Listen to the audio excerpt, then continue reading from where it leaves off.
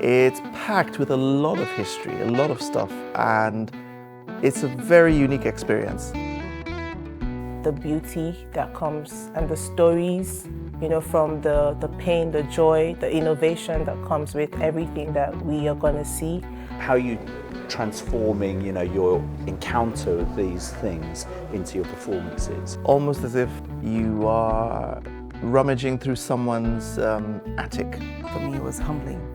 For me, it was also comforting, because there were things like jewelry from times past, and I realized that I'm not crazy after all. I'm not as nonconformist as I think.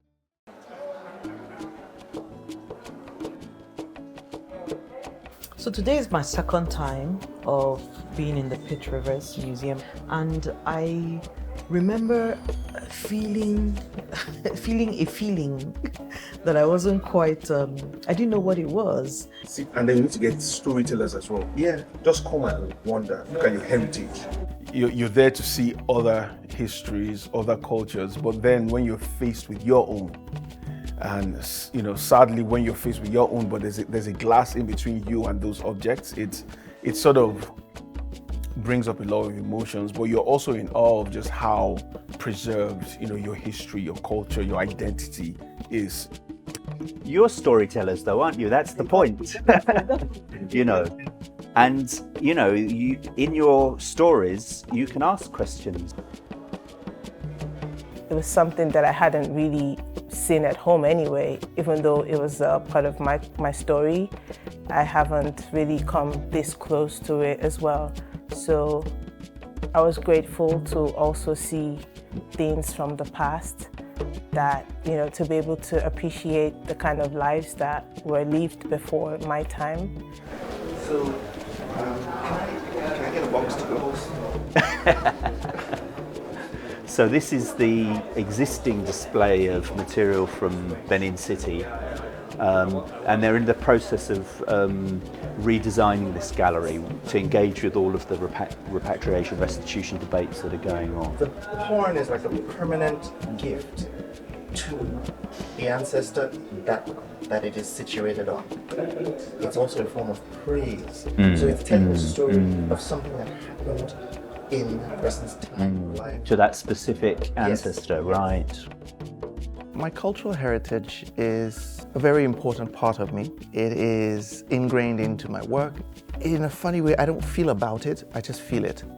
It felt as though I could feel the museum literally breathe in and out with all of the stories that were around us in the space. So there's a feeling that comes with being very close to them and seeing them physically, in the space.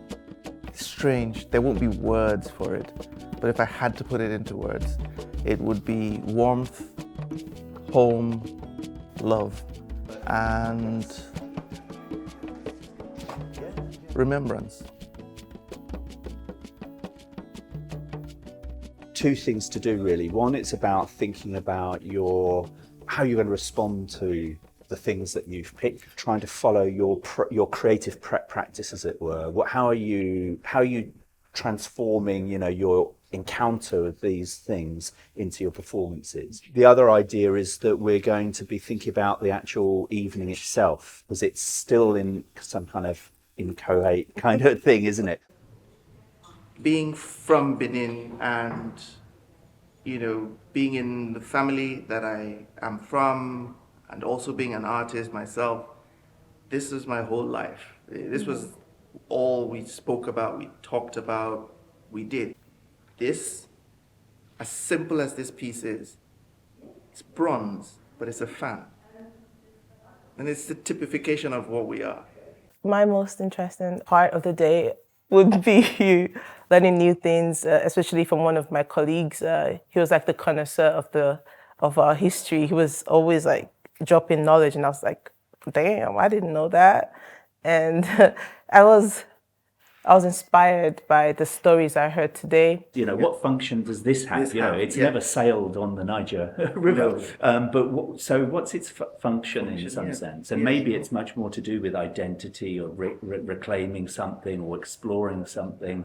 I don't know, I mean, yes, no one's waving that around now? because they are here.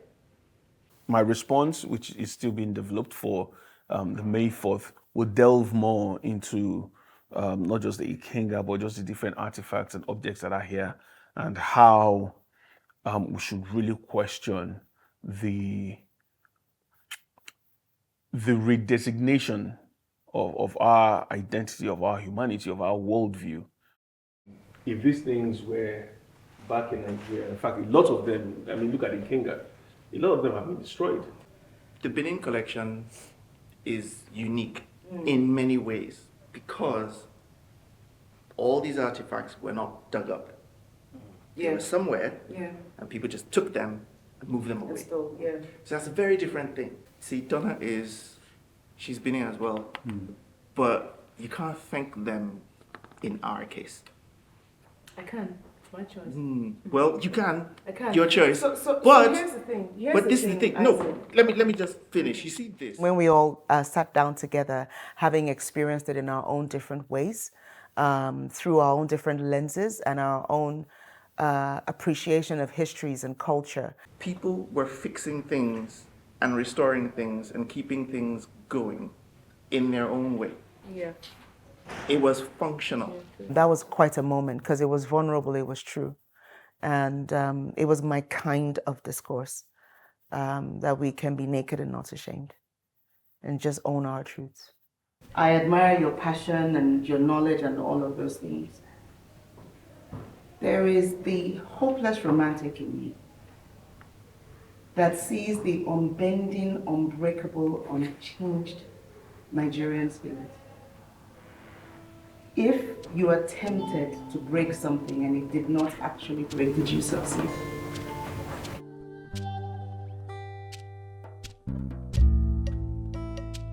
Hi, everybody. Hi, everybody. Hello. My name is Lydia. I live in Cambridge by way of Nigeria. There's going to be a freedom to burst, or freedom to express. So please take us through your journey to this art that you're creating up there and what we're going to see as the evening progresses. I would really love for people to see something that is different, something that they will go away with having epiphanies. Then I saw something else that really struck a chord with me, and it's right behind you. It's, I think, one of the most interesting pieces in here. It's an ivory tusk that was singed and burnt in the fire that was part of the sacking of Benin City in 1897. And it inspired me to make this dual piece that is unfolding. It's an homage essentially to that same ivory tusk, but then the tusk is half singed, so there is a day and a night, kind of.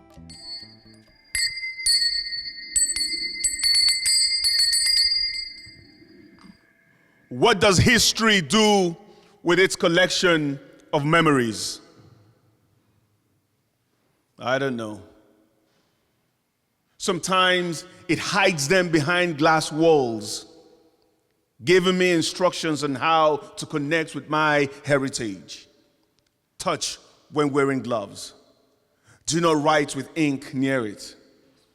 Behave when you're near the artifacts. Approach your heritage with this liturgy. And so I stand, surrounded by a host of witnesses as I try to connect with a history that I've learned to forget. Or did I forget to remember? The artist, a fellow poet, was just mentioning how a lot of the artifacts here are similar. This is a time of reckoning. Never forget who you are. Thank you. You know, and if you were to take away the descriptions, for a lot of them, you might not know where each object comes from. You know, so I want us to move from here, thinking about how just culturally similar we are in a lot of ways, and how a lot of the things that seem to divide us are artificial.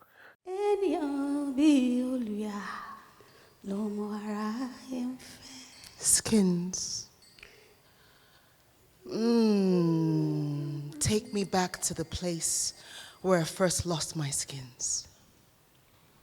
Please be my fingers. Glide your tips over the hide.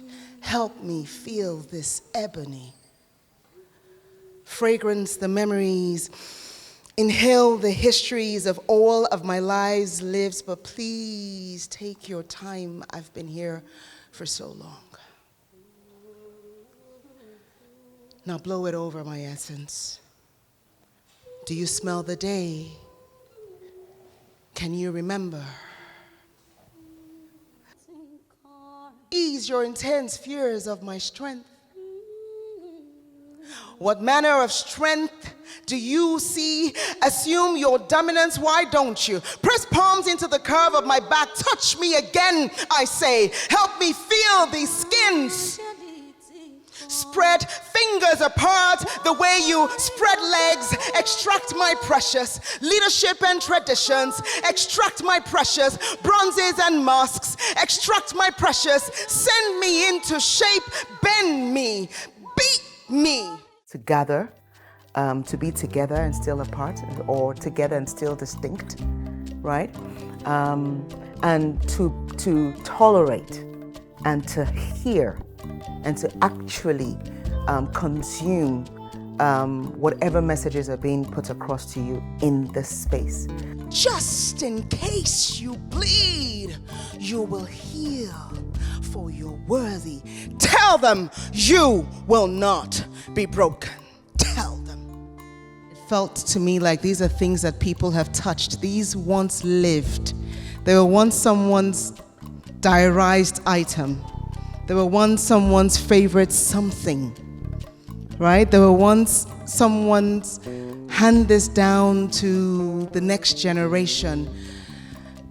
And I just felt grateful to feel that connected. Africa, no supposed disrespect. Kind of take these things for granted because like I grew up in Africa, I grew up in Nigeria, it's my whole life. So it's like there was no need to really delve into that. But being here today, it has opened my eyes that there's a lot that I actually don't know about my home. And now I'm going to be more interested in that.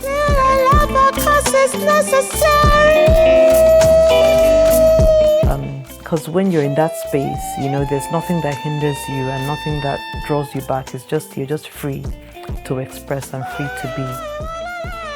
Yeah, for me, that's what Taruwa is.